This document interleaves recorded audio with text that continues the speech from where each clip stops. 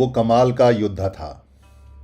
एक भी युद्ध नहीं हारा 36 साल के पूरे जीवन में, जब तक वो सम्राट रहा, सम्राट रहा। सम्राट मतलब समता के राष्ट्र का अधिपति, शासक, राजा अशोक।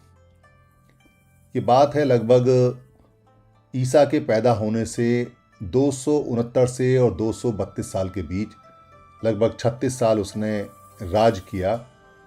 एक छोटा सा टुकड़ा जो आज के समय कह सकते हैं जैसे भारत है, और फिर उसने इसको महाभारत बनाया। महा मतलब बड़ा, जैसे राजा और महाराजा होता है, राजा छोटा, महाराजा बड़ा राजा, वैसे ही भारत और महाभारत। तो उस छोटे से टुकड़े को जिसको आज भारत हम कहते हैं, वो कभी महाभारत था।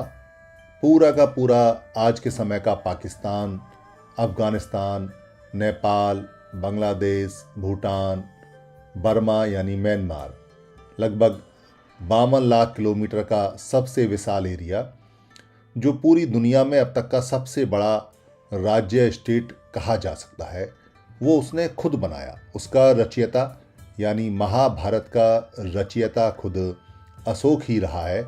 अपने आप बनाना और अपने आप राज करना। ऐसा नहीं है कि महाभारत उसे कहीं किसी ने गिफ्ट किया हो या उसके पीछे से जो उसके पूर्ववर्ती लोग थे उन्होंने उसको दिया हो। उसने खुद ही सारे युद्ध लड़े और सारे युद्ध उसने जीते भी। पूरे दुनिया के अंदर ये अकेला ऐसा सम्राट है, अकेला ऐसा राजा है जिसने आज तक कोई युद्ध हारा ही नहीं।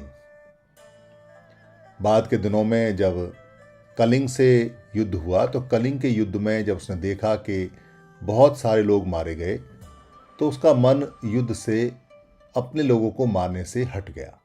फिर उसने अपने लोगों को ना मारने का एक प्रण किया, मगर तलवार नहीं रखी।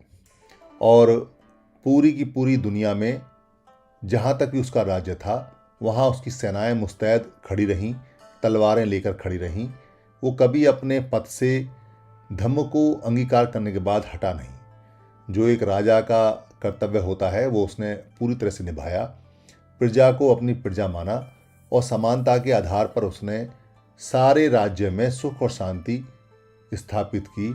वही उसकी सबसे बड़ी दुश्मन बन गई, क्योंकि उसने सभी लोगों को समानता का आधार दिया, सभी को एक सा उसने मौका दिया, सभी को उसने बराबर चीज़ें दी, सभी के लिए उसने धर्मशालाएँ, सभी के लिए उसने अस्पताल, सभी के लिए उसने यूनिवर्सिटियाँ, सभी के लिए उसने भोजन, सभी के लिए उसने बीमारी में देखभाल करने के लिए दवाइयाँ, सब कुछ उसने समानता से किया। जो असमानता पर आधारित लोग थे, जो गैर बराबरी को प्रमुख मानते थे और जो भारत में गैर बराबरी फैलाते थे, उन लोगों ने सम्राट अशोक की सारी की सारी जितनी भी जानकारी और जितना भी इतिहास था उसको दफन कर दिया, उसको दबा दिया। और एक ऐसा शानदार राजा जो दुनिया का सबसे बेहतरीन शासक रहा और जो दुनिया में नंबर 1 का शासक रहा, उसकी यादें तक भी मिटा दी। आज तक भी ये नहीं पता चलता कि उसका एक्चुअल इतिहास के साथ में क्या हुआ, क्या नहीं हुआ। कुछ किताबें जो श्रीलंका गईं, कुछ जो शिलालेख मिलते हैं, कुछ जो मूर्तियां मिलती हैं, कुछ जो और कुछ साहित्य के अंदर बातचीत होती है, चाहे वो दीपदंश है, महावंश है, दिव्यदान है, वहाँ से निकल के जो बात आती है उससे पता चलता है कि सम्राट अशोक कितने बड़े राजा थे। उन्होंने पूरे दुनिया में कितना नाम उन्होंने भारत का ऊंचा किया और कैसे उन्होंने महाभारत को स्थापित किया।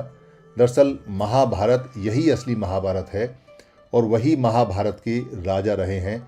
इसके अलावा आज तक किसी ने महाभारत बनाने का ना सोचा, ना ही किसी के अंदर महाभारत बनाने का कोई इतना जिगर भी रहा है, क्योंकि 36 साल तक लगातार युद्ध को लड़ना और उसमें जीतना और जिंदा रहना एक बहुत बड़ी काबिलियत की निशानी है। जो ऐसे सम्राट, जो मौर्य सम्राट या जो भारतीय सम्राट होते थे, सम्राट अशोक, ये उन्हीं के बस की बात रही है। उनके जाने के बाद जो उनके पोते थे बृहद्रथ, वहाँ तक तो शासन ठीक रहा। उसके बाद फिर दोबारा से महाभारत का भारत बन गया और फिर छोटे छोटे टुकड़ों में देश बट गया। पाकिस्तान अलग चला गया, बांग्लादेश अलग चला गया, म्यांमार अलग चला गया, नेपाल अलग चला गया, भूटान अलग चला गया, क्योंकि सम्राट अशोक ने तो धम्म को बहुत आगे तक अफ़गानिस्तान, सीरिया, मिस्र और यूनान तक भी भेजा था प्रचार के लिए। चीन के अंदर भी भेजा और चारों तरफ पूरी दुनिया में अपना डंका बजाया और दुनिया में स्थापित किया समानता, प्यार, करुणा, मैत्री। मगर उसके जो दुश्मन थे, जो समानता, करुणा, मैत्री और भाईचारे के दुश्मन थे, उन लोगों ने सम्राट अशोक की यादें तक भी, उसके पत्थर तक भी तोड़ डाले, उसके जो स्तंभ थे वो भी तोड़ डाले, जो राज चिन्ह थे वो भी तोड़ डाले। ये एक अपने आप में बड़ी घृणा वाली बात है। उन लोगों को चिन्हित करना चाहिए, ढूंढना चाहिए। वो लोग अभी भी भारत में हैं जो सम्राट अशोक से अभी भी नफरत करते हैं। सम्राट अशोक जैसे जो शासक हैं उनसे अभी भी ये मानते हैं कि ऐसा कोई शासक रहा नहीं, उसके इतिहास से भी डरते हैं, और तलवार से तो कितने डरते हैं ये तो आप खुद ही समझ सकते हैं। धन्यवाद।